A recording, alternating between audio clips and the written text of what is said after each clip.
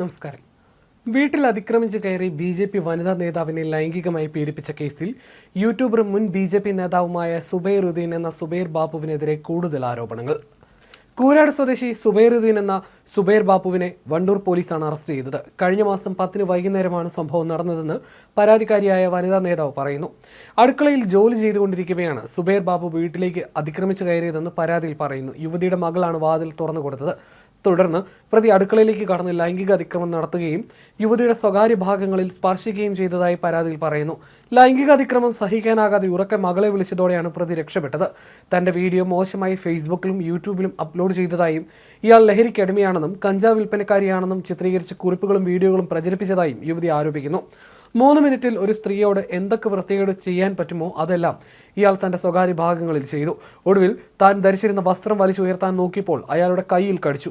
അതിനുശേഷം ലൈംഗിക അതിക്രമം സഹിക്കവയ്യാതെയാണ് താൻ മോളെ വിളിച്ചത്. മോൾ ഓടി വന്നതോടെയാണ് ഇയാൾ ഓടി രക്ഷപ്പെട്ടത്. ഇത് പുറത്തു പറഞ്ഞാൽ നിന്നെ നാറ്റിക്കുമെന്ന് ഭീഷണിപ്പെടുത്തിയ ശേഷമാണ് ഇയാൾ വീട് വിട്ടുപോയത്.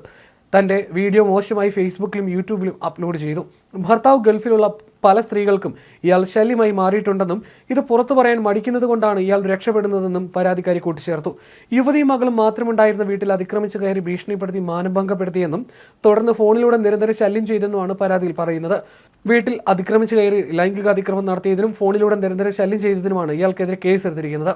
ബി.ജെ.പിയുടെ സൈബർ പോരാളിയായി നിറഞ്ഞു നിന്നിരുന്ന സുബൈർ ബാബു ഇടക്കാലത്ത് പാർട്ടിയിലെ ചിലരുമായി തെറ്റിപ്പിരിഞ്ഞ് പാർട്ടിയുമായി അകലുകയായിരുന്നു. ഇതിനുശേഷം തന്റെ യൂട്യൂബ് ചാനലിലൂടെ ചില നേതാക്കൾക്കെതിരെ നിരന്തരം വീഡിയോകൾ ചെയ്യുന്നതിനിടയിലാണ് ഇയാൾ പീഡന കേസിൽ അറസ്റ്റിലാകുന്നത്.